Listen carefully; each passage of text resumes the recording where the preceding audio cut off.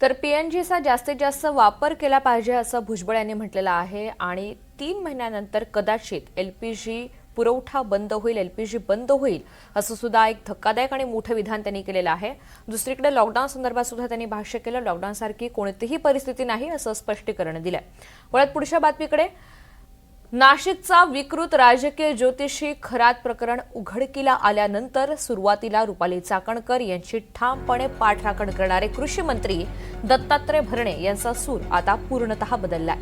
खरात भोंदूबाबा आहे, मला माहिती नव्हतं तो कसा आहे, मी सहज बोलून गेलो असं स्पष्टीकरण भरणे यांनी दिलंय।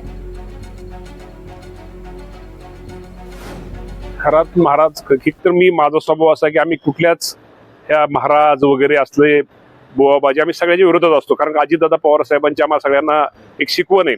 त्यांनी कधीच अशा महाराज लोकांना, अशा भोंदू महाराजांना कधी जवळ केलं नाही।